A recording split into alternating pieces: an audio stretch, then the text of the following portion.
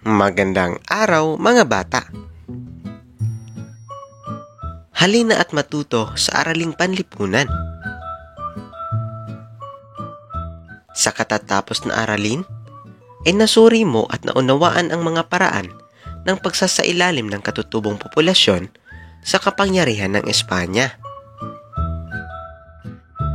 Kaya, samahan mo ako na tuklasin ang iba pang mahalagang pangyayari sa bansa sa panahon ng mga Espanyol. Ang araling ito ay naglalaman ng mga epekto ng mga patakarang kolonyal na ipinatupad ng Espanya sa bansa. Inaasahan na masusuri mo ang epekto ng patakarang kolonyal na ipinatupad ng mga Espanyol sa bansa tulad ng pagbubuwis, sistemang bandala, kalakalang galyon, monopolyo sa tabako, sa pilitang paggawa, at iba pa. Handa ka na ba upang mas maging malalim ang iyong kaalaman sa paksang nabanggit? Halina't simulan na natin ang ating pagkatuto.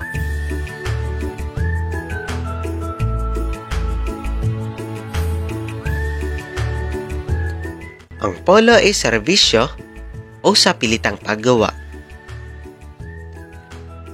Ang polo ay sa pilitang pagtatrabaho ng 40 araw ng lahat ng mga lalaking Pilipino na may gulang na 16 hanggang 60. Kailangan nilang maghandog ng kanilang serbisyo sa pamahalaan. Gumagawa sila ng tulay, kalsada, simbahan at galyon.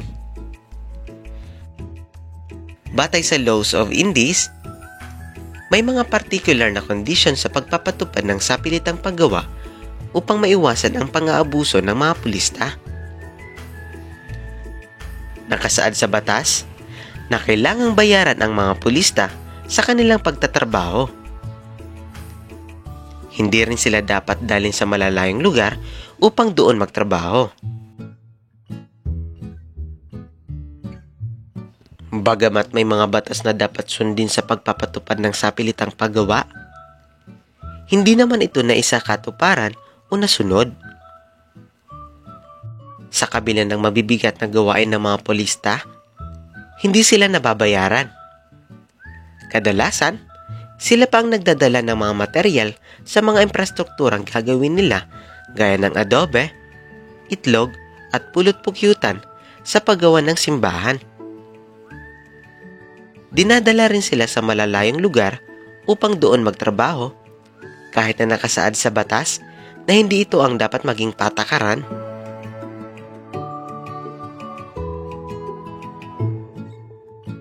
Ang sistemang bandala. Sa pilitang binili ng mga Espanyol ang mga anin ng mga katutubo sa murang halaga. Ito ay tinawag na bandala. May nakatakdang bilang o dami ng produktong ipagbibili sa pamahalaan ang bawat lalawigan. Ang ating mga ninuno ay kadalasang binigyan lamang ng kasulatan ng pangako para sa mga aning ipinagbili nila, ngunit hindi naman sila nabayaran. Hindi natupad ang maraming mga pangako, kaya maraming mga Pilipino ang naghirap. Tinatawag din itong compras reales.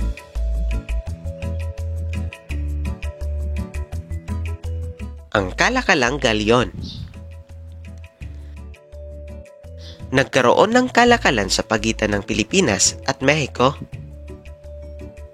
Ito ay tumagal mula 1,565 hanggang 1,815.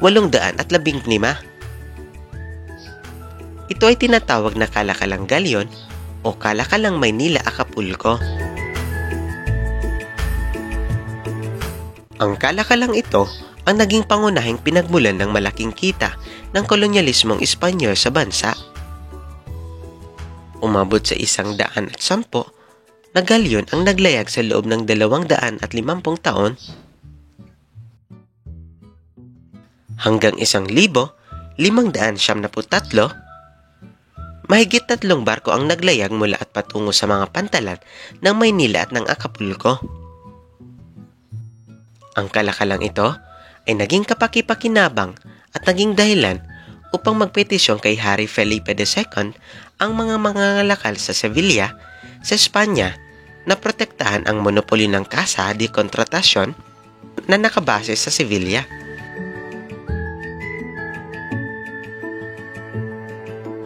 Dahil dito, nagpalabas ng kautusan noong 1573 na nagtatalaga ng 2 galyon lamang ang maaaring maglayag kada taon mula sa 2 pantalan.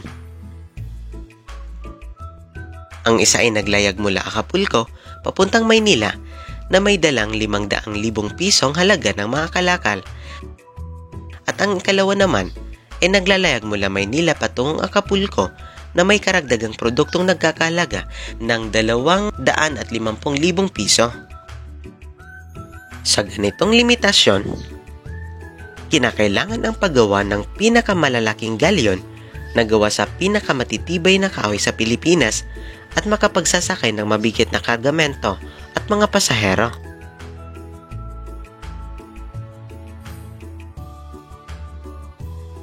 Naging sanhi din ito ng talamak na korupsyon sa gobyerno. Napabayaan din lalo ang mga probinsya dahil ninais ng mga opisyal na lumahok sa kalakalan. Ang kalakalang galyon ay nagtapos noong 1815, ilang taon bago lumaya ang bansang Mexico mula sa pananakop ng Espanya noong 1821.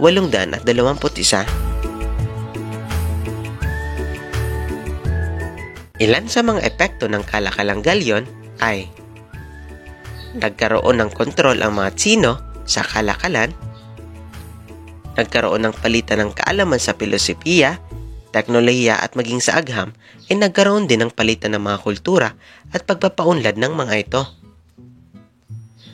Sa pag-alis at pagdating ng galyon, malaki at mahalaga ang tulong na nagawa nito sa kabuhayan ng mga tao. Lumago din ang ekonomiya ng bansa. Dito naman tayo sa monopolyo sa tabako. Ang programang ito ay nangangahulugan na ang pagtatanim, pag-aani at pangangalakal ng tabako ay nasa mahigpit na pangangalaga at kontrol ng pamahalaan. Ito isang pamaraan upang matiyak at mapanatiling malaki ang kinikita ng Espanya dito. Kaugnay nito, hindi nalinang ang kalayaan sa pagtatanim ng iba pang produktong agrikultural, lalo na sa mga lugar kung saan ito lamang ang pinapatanim. Nakilala ang Pilipinas na pangunahing tagagawa ng tabako sa alinmang bansa sa silangan. May multa ang mga magsasakang hindi makatupad sa itinakdang aanihin. Sa Maynila naman dinadala ang mga dahon ng tabako. Umabot sa hari ang katiwaliang bunga ng monopolyo, kaya pinatigil ito at tuluyang nahinto sa panahon ni Gobernador Primo de Rivera taong 1882.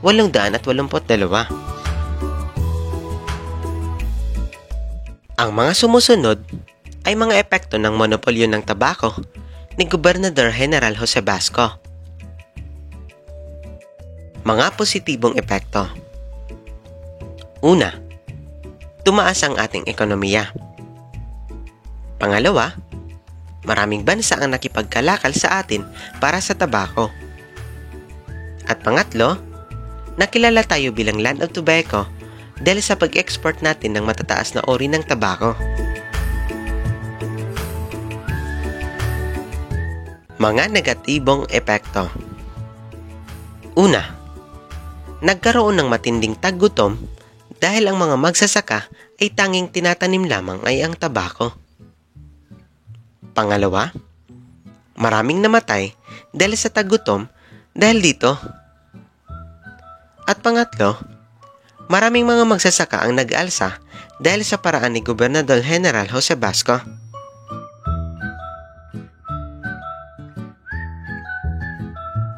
Ang buwis o tributo.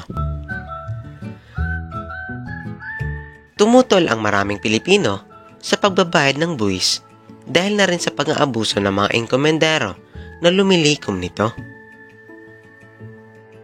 Bukod sa tributo, marami pang ibang buwis ang ipinataw sa mga katutubo.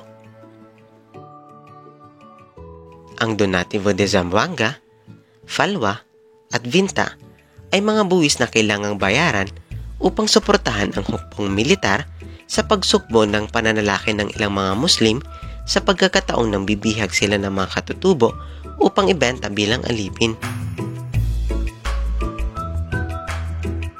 Naging dahilan din ito upang magkamkam ng pera ang mga tiwaling Espanyol na walang hangad kundi ang magpayaman bago bumalik sa Espanya. Sa bandang huli, napagtanto ng mga katutubo na sa halip na mapakinabangan nila ang tributo para matugunan ang mga batayang pangangailangan, lalo pa itong nagsadlak sa kanila sa kahirapan.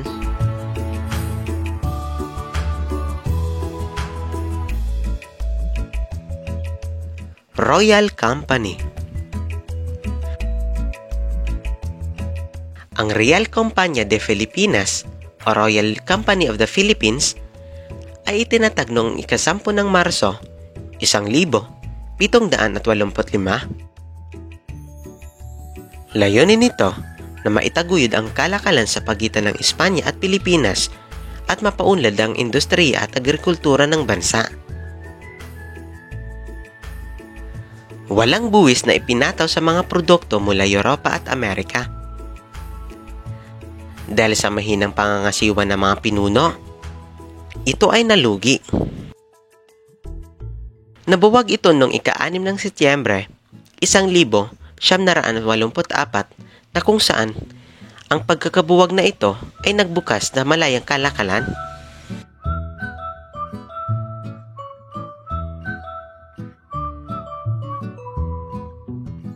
Reduction.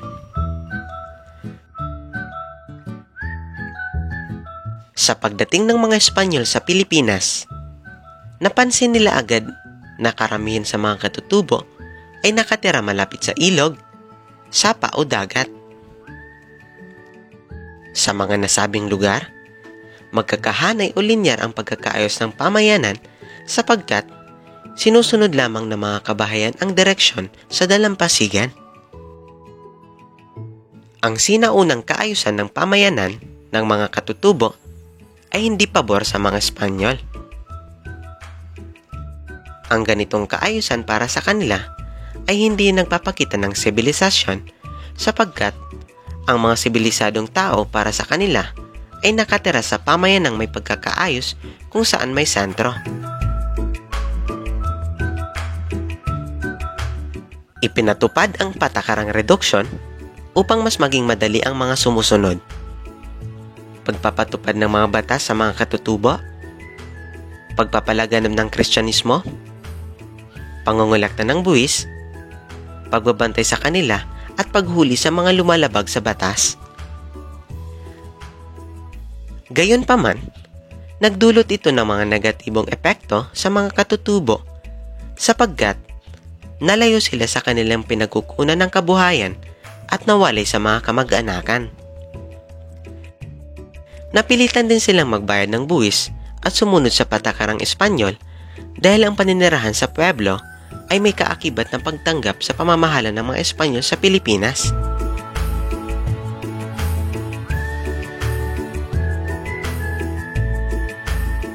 Pamahalaang kolonyal ng Espanyol. Ang pagkabigo ng mga katutubong Pilipino na ipagtanggol ang kani-kanilang pamayanan laban sa mga Espanyol ang nagpahiwatig sa tagumpay ng mga mananakop sa pangunguna ni Miguel Lopez de Legazpi ang gawing kolonya ng Espanya ang kapuluan ng Pilipinas.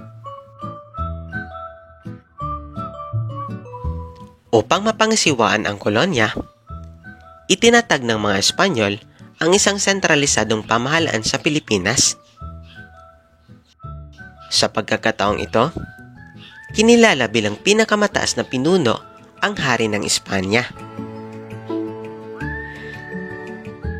Bilang kabisera ng Pilipinas noong panahon ng mga Espanyol, matatagpuan sa Maynila ang pamahalaang sentral ng bansa sa pangunguna ng isang gobernador-general. May dalawang sangay ng pamahalaan ang Pilipinas noong panahong ito, ang ehekutibo at hudisyal. Ang gobernador-general ang may hawak ng ehekutibo sapagkat siya ang nagpapatupad ng mga batas mula sa Espanya. Ang Royal Audiencia naman ang may kapangyarihang hudisyal bilang pinakamataas na hukuman sa kolonya.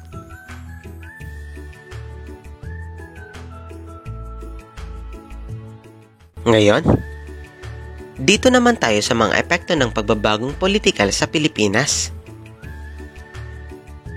Nagdulot ng malaking pagbabago sa larangan ng politika ang pagiging kolonya ng Pilipinas sa Espanya.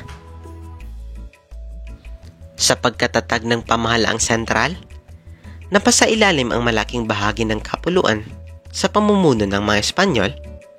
Dahil dito, tuluyang napag-isa ang dating watak-watak na pamahalaan ng mga dato sa kani-kanilang barangay.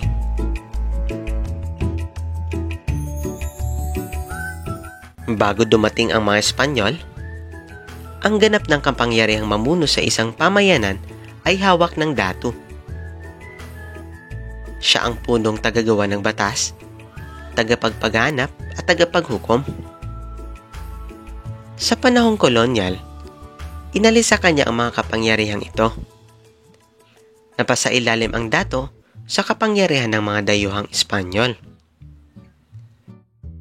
Pinanatili man nila ang kanyang posisyon bilang pinuno ng barangay, naglaho naman ang kanyang ganap na pamamahala dahil pangunahing tungkulin niya ang maningil ng buwis at mapanatili ng kaayusan sa kanyang nasasakupang barangay bilang bahagi ng kolonya ng Espanya.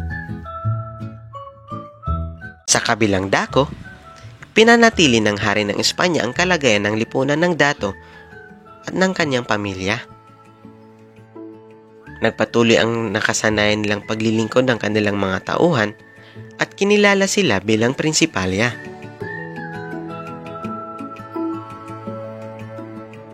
Nakaapekto rin ang pagbabago ng kalagayang politikal ng bansa sa mga Pilipino sa panahon ng kolonyal.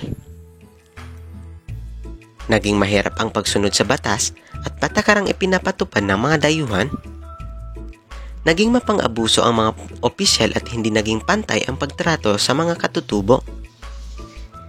Hindi rin pinagkatiwalaan ang mga Pilipino sa mataas na posisyon sa pamahalaan sa takot na magdulot lamang ito ng problema sa pamahalaang Espanyol. Ang mga Pilipino ay naging tagasunod na lamang sa sariling lupain na pinamumunuan ng mga banyaga.